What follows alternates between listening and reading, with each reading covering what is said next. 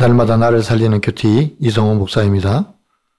오늘 큐티 본문은 사사기 9장 34절에서 45절까지입니다. 오늘도 우리 가운데 말씀해 주시는 하나님 감사합니다. 불의한 연합으로 인한 패망을 알기를 원합니다. 말씀해 주시옵소서. 듣겠습니다. 불의한 연합으로 인한 패망은 첫째로 조롱과 멸시를 당합니다. 34절과 35절입니다.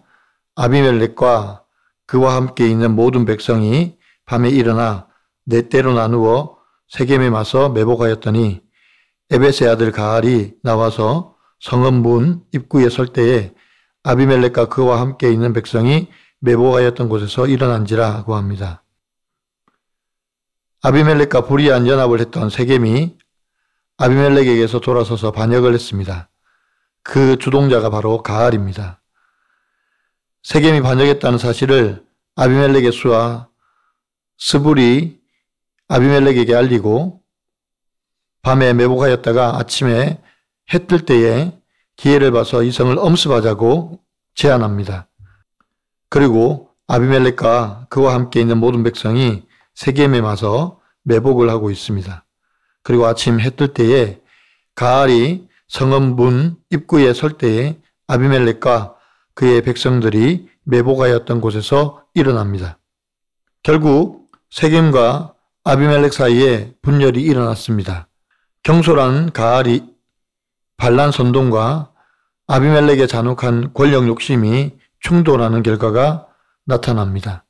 오늘 본문은 하나님의 공의가 어떻게 역사하시는지 잘 보여줍니다. 결국 가알은 자기가 배신한 것으로 인하여 조롱과 멸시를 당합니다. 하나님 없는 인생의 비참함을 보여줍니다. 자기가 한 말로 자기가 조롱을 당하고 결국 쫓겨나게 되는 것을 보게 됩니다. 이것이 곧 하나님 없는 세상에서의 불의한 연합의 결과입니다. 적용 질문입니다. 하나님의 말씀 없이 내 지식과 경험만으로 큰 소리치는 일은 무엇입니까? 불의한 연합으로 인하여 서로 조롱하고 멸시하다가 둘 다 망하게 된 사건은 무엇입니까? 불의한 연합으로 인한 패망은 둘째로 쫓겨나고 황폐하게 됩니다. 39절에서부터 보면 매복한 아비멜렉과 그의 백성들을 보고 가알이 세겜 사람들보다 먼저 나가 싸웁니다. 그러나 가알은 아비멜렉 앞에서 도망자가 됩니다. 그리고 아비멜렉은 이루마에 거주하고 스불이 가알을 쫓아내어 세겜에 거주하지 못하게 했습니다. 결국 뿌린 대로 거둔 것입니다. 서로 배반하고 서로 쫓아내고 그래서 서로에게 적이 되는 것입니다. 이것이 곧 하나님을 대적하여 불의한 연합을 이룬 자들에게 임한 하나님의 심판의 시련입니다. 앞서 9장 23절에서 하나님께서 아비멜렉과 세겜 사람들 사이에 악한 영을 보내셨다고 기록하고 있습니다. 그래서 서로 분쟁하고 다투게 하셔서 서로 망하게 하시는 것입니다. 43절에서 보면 아비멜렉은 세겜을 완전히 멸하기 위해 또다시 매복을 합니다. 그리고 세겜 사람들을 향하여 돌격하여 그 성을 점령하고 거기 있는 백성들을 다 죽입니다. 그리고 그 성을 헐고 소금을 뿌립니다. 여기서 소금을 뿌렸다는 의미는 세겜은 영원히 황폐화되었다는 것을 상징합니다. 결국 불의한 연합으로 인하여 내려진 결과는 심판입니다. 세겜 사람들은 성읍 앞에서 뿐만 아니라 평소처럼 밭에 일하러 나갔다가 모두 죽게 되었습니다.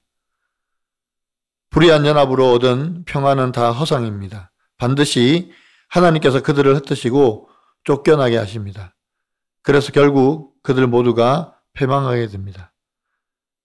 우리 신자들은 눈앞에 보이는 잠깐 이익을 위해서 세상과 손잡으면 안 됩니다.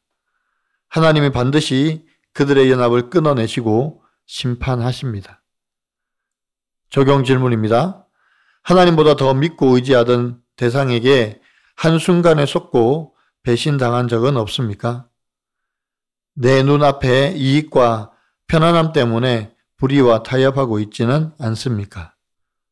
정직한 척하며 남편의 구원보다 안정적인 삶을 우선시하고 언제든 세상과 타협하려는 내 죄를 주의 말씀을 통하여 성을 헐고 소금을 뿌리라고 주신 사건임을 인정하게 되었다는 한 성도님의 큐티인 묵상 간증입니다. 남편이 도박죄로 감옥에 간 사건으로 저는 자녀들과 함께 신앙생활을 시작했습니다. 그러나 남편은 출소한 뒤에도 계속 방황했고 그럴수록 저는 가정 경제가 걱정되었습니다. 그런데 교회 공동체의 기도 덕분인지 남편의 사업이 잘 되기 시작했습니다. 하지만 남편은 목숨 같은 돈을 부르짖으며 공동체를 떠났습니다. 그런데 번창할 것 같던 남편의 사업은 거래처였던 대기업이 국세청 조사를 받으며 그 여파로 위기를 맞았습니다. 평소 역술인을 자주 찾던 남편은 그때도 유명한 타로 점술가로 찾아가 점괘를 듣고 왔습니다. 사람을 보고도 산 그림자라고 하는 수불의 말처럼 조사를 면할 것이라는 내용이었습니다. 저는 하나님이 주신 사건이니 그냥 넘어가지 않을 텐데 라고 생각되면서도 잠시나마 그 말을 믿고 싶었습니다. 그래서 신라 같은 희망을 붙들고 며칠간 먹지 못하던 밥을 뚝딱 먹었습니다. 결국 남편은 세무조사를 받으며 관행으로 처리한 일들이 드러나 많은 세금과 벌금을 물게 되었습니다. 무혐의로 끝나긴 했지만 오해와 모함으로 시작된 고소 등으로 1년 넘게 조사를 받아야 했습니다. 사실 저는 남편의 도박 사건 때도 세무조사 사건 때도 무언가 이상하다는 것을 느꼈습니다. 하지만 전쟁 중에도 밭에 나왔다가 아비멜렉의 돌격에 당한 세겜 백성처럼 나는 내 일만 하면 돼 라며 안일한 태도로 회피했습니다. 그리고 아비멜렉을 업신여긴 가알처럼 남편의 잘못만 탓하며 무시했습니다. 저는 처음에 이 일이 남편의 죄에 소금이 뿌려진 사건이라고 생각되었습니다.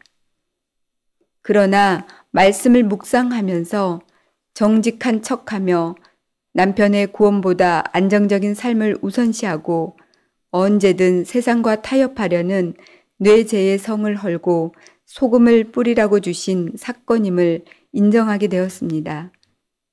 멸절당해 마땅한 죄인을 살피시고 보살펴 주시는 주께 감사드립니다. 저의 적용은 남편과 각방을 쓰지 않고 안방에서 같이 자겠습니다. 잠들기 전에 남편의 손을 잡고 오늘 주신 큐티 말씀으로 기도하겠습니다. 입니다. 오늘 본문에서 가알이 세겜 사람들을 선동하여 아비멜렉을 배신함으로 결국 가알은 세겜에서 쫓겨나고 세겜 사람들은 모두 죽임을 당하고 그 성을 헐려 소금 뿌림을 당하는 것을 보게 됩니다. 결국 하나님 없는 인생들에게 불의한 연합이 깨어지고 서로를 망하게 만드는 사건을 보는 것입니다. 우리 주위에도 힘과 권력으로만 자기를 앞세워 노략질을 하고 갑질을 하는 무리들이 얼마나 많은지 모릅니다.